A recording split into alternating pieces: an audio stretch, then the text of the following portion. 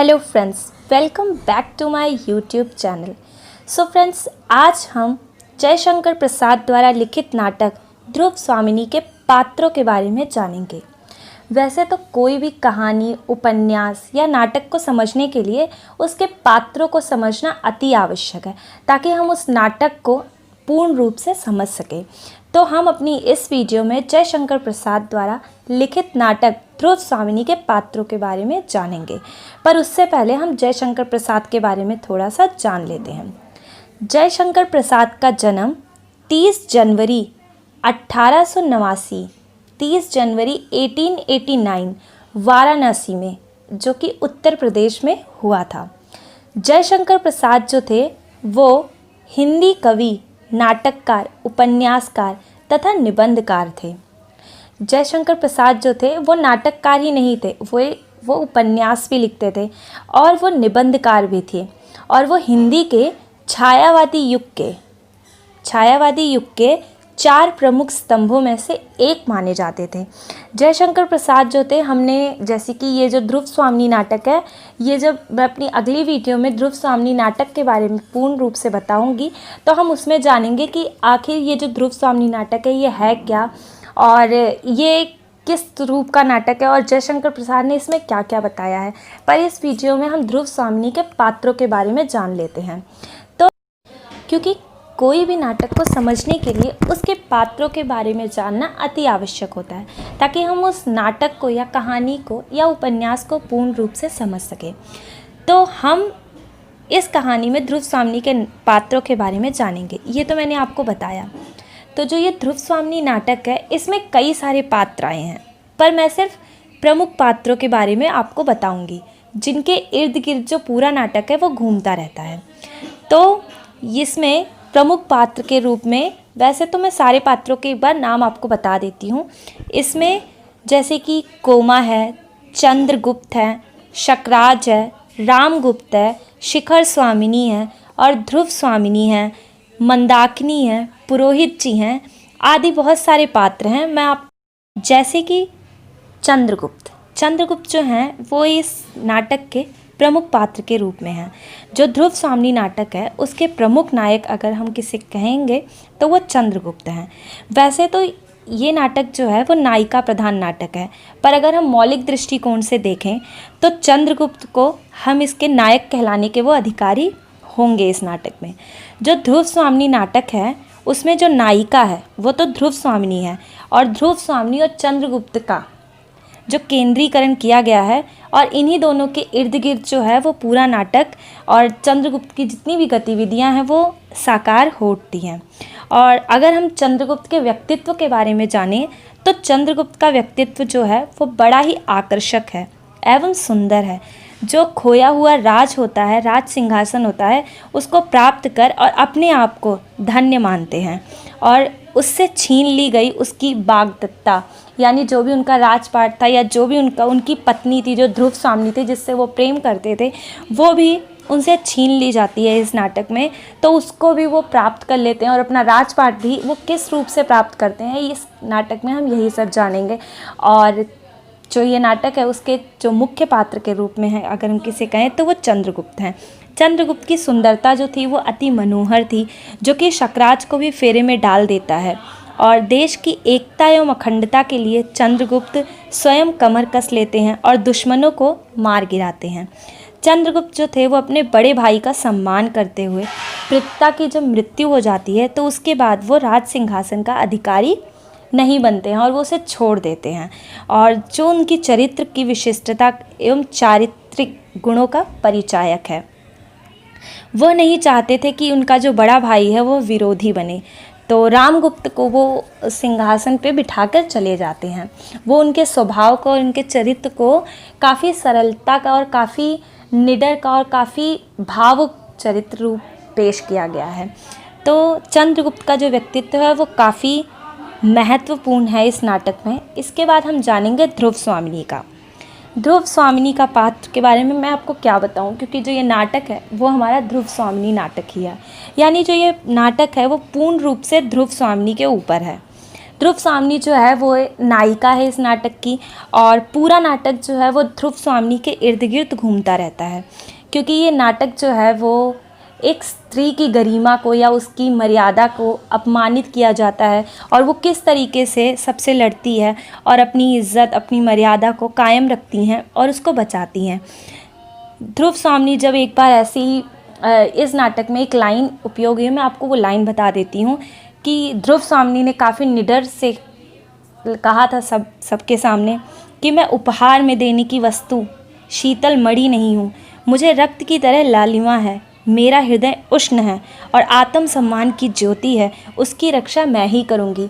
यानी जो ध्रुव स्वामिनी नाटक है वो काफ़ी निडर है और अपने आत्म सम्मान की रक्षा सदैव करती है। और ये जो नाटक है वो पढ़ने के बाद आपको बहुत मज़ा आएगा। मैं अपनी नेक्स्ट वीडियो में आपको पूर्ण रूप से नाटक के बारे में बताऊंगी। जो ध्रुव स्वामिनी नाटक है वो बहुत ही महत्वपूर्ण नाटक है और पूरी जो नाटक है वो ध्रुव स्वामिनी के इर्द गिर्द घूमता रहता है। इसके बाद हम जान लेते हैं इसमें मंदाकिनी का। वैसे तो जो मंदाकिनी है वो इस नाटक में एक काल्पनिक पात्र है, पर वो जो नाटक मंदाकिनी होती है वो अद्भुत राष्ट्र प्रेम से मतलब राष्ट्र प्रेम उसके अंदर भरा होता है, और वो इस नाटक में एक नारी के, मंदाकिनी जो है वो न्याय की समर्थक और नारी के अधिकारों के प्रति सार्थक स्त्री पात्र है, और जो निडर है, साहसी है और स्पष्ट वक्ता है। यानी जो भी बात होती है वो स्पष्ट रूप से, पूर्ण रूप से सबके सामने कहने में, बोलने में वो हिचकिचाती नहीं है और कह देती है। जो ध्रुव स्वामिनी होती है, जो प्रसाद जी ने, जयशंकर प्रसाद जी ने उसे एक प्रकार से ध्रुव स्वामिनी की जो पूरक पात्र है, यानी उसकी सहायता पात्र के रूप में मंदाकिनी को प्रस्तुत किया है, जो राष्ट्रभक्ति एवं शौर्य से काफ़ी ज़्यादा भरी हुई है। मंदाकिनी जो है उन्होंने, उसके कथन में ऐसा उत्साह होता है, ऐसे हिलोरे ले रहा है, और उन्होंने एक बार ऐसे ही शिखर स्वामिनी से इसे ना मानने का आग्रह करती हैं। उन्होंने भी कहा था कि अमात्य ये कैसी व्यवस्था है, तुम मृत्युदंड के लिए उन्मुक्त महादेवी, आत्महत्या करने के लिए प्रस्तुत, फिर यह हिंसक क्यों? एक बार अंतिम बल परीक्षा कर देखो, बचोगे तो राष्ट्र और सम्मान ही बचेगा, नहीं तो सर्वनाश। जो ये मंदाकिनी है वो भी ध्रुव स्वामिनी की तरह, हालांकि ये एक काल्पनिक पात्र है, पर यह ध्रुव स्वामिनी की तरह निडर, काफ़ी साहसी और एक स्त्री पात्र है, पर काफ़ी ज़्यादा निडर है। यानी यह भी एक महत्वपूर्ण पात्र के रूप में है। इसके बाद इस नाटक में अगर किसी की हम बात कर सकते हैं तो वो स्वयं रामगुप्त है। रामगुप्त जो है वो इस नाटक में खलनायक की भूमि अदा कर रहे हैं। रामगुप्त किस तरीके से राजकाज को अपने, मतलब उसे हथिया लेते हैं चंद्रगुप्त के, जब इनके पिता की मृत्यु के बाद जो जितना भी राजपाट होता है वो सब अपने भाई से छीन लेते हैं और पूरा राजगद्दी जो है वो अपने ऊपर कर लेते हैं। और जो उनकी पत्नी होती है, यानी कि जो चंद्रगुप्त जिससे प्रेम करते हैं ध्रुव स्वामिनी से, वो उसे भी हथिया लेते हैं और उससे विवाह कर लेते हैं। रामगुप्त जो होते हैं वो चंद्रगुप्त के ज्येष्ठ होते हैं और मगध के सम्राट भी बन जाते हैं।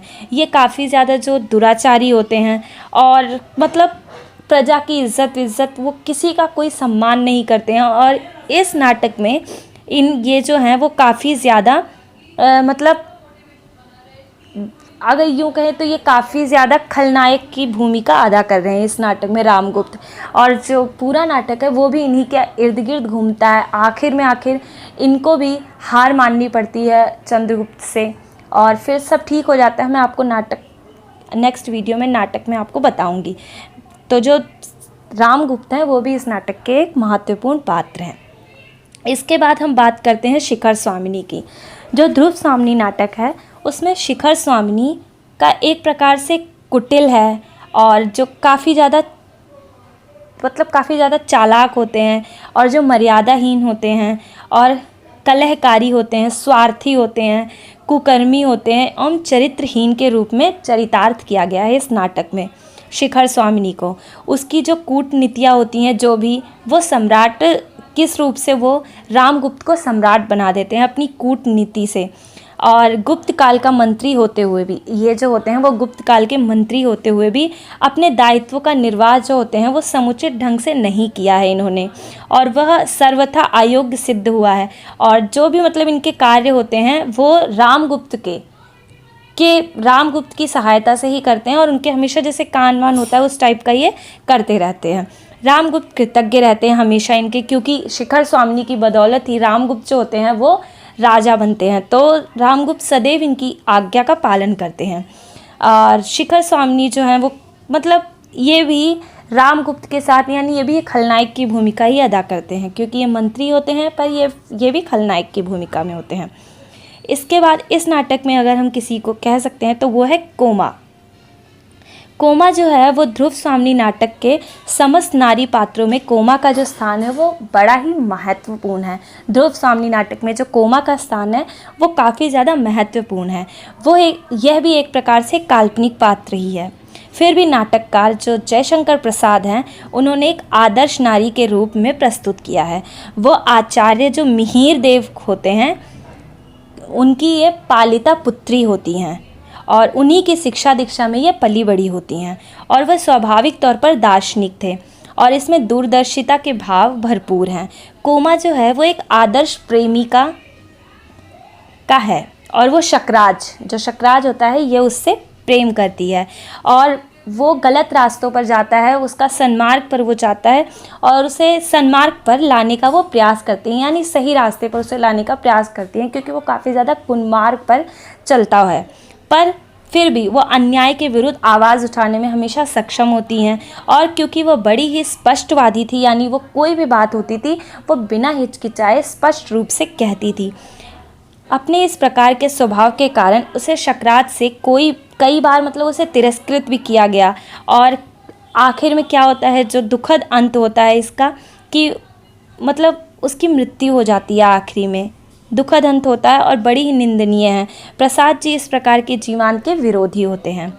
इस तरह से वो काफ़ी ज़्यादा हमेशा अपमानित होती है। प्रताड़ित होने के बावजूद भी वो शकराज के विरुद्ध विद्रोह नहीं करती है। इसलिए नहीं करती है कोमा क्योंकि वह शकराज से प्रेम करती है, और बंधन को बरकरार रखने में कोई कसर नहीं छोड़ती है कोमा, कि जो शकराज से उसका रिश्ता है वो उसे और सुधारने के लिए या और उसे सही करने के लिए वो कोई कसर नहीं छोड़ती है, और हमेशा विवेकमयी होने के कारण उसका जो प्रेम भाव है वो मात्र विवेक पर ही आधारित होता है।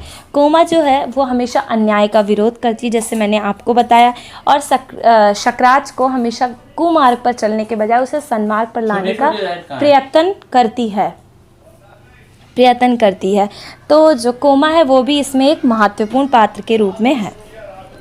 इस तरीके से इस नाटक में यही सारे जो पात्र हैं वो महत्वपूर्ण पात्र के रूप में हैं, और मैं बस उम्मीद करती हूँ कि आपको मेरी ये वीडियो पसंद आएगी, और मैं अपनी नेक्स्ट वीडियो में जो ये ध्रुव स्वामिनी नाटक है, मैं इतना तो ज़रूर सोच सकती हूँ या मैं उम्मीद करती हूँ कि आपको ये जो ध्रुव स्वामिनी नाटक है इसको पढ़ने में और आपकी जो रुचि है या जिज्ञासा है वो और ज़्यादा बढ़ गई होगी कि ध्रुव स्वामिनी नाटक को पढ़ने। तो मैं अपनी नेक्स्ट वीडियो में जो ध्रुव स्वामिनी नाटक है मैं इसके बारे में आपको बताऊंगी, क्योंकि कोई भी नाटक को जैसा मैंने आपको बताया कि उसके पात्रों के बारे में जानना अति आवश्यक होता है, तो इसलिए मैंने इस वीडियो में उसके पात्रों के बारे में आपसे बात की। और मैं अपनी नेक्स्ट वीडियो में जो ध्रुव स्वामिनी नाटक है उसके ध्रुव स्वामिनी नाटक के वैसे 3 अंग हैं, मैं आपको सारांश अगर कहूँ तो मैं आपको नेक्स्ट वीडियो में ध्रुव स्वामिनी के नाटक के बारे में बताऊंगी।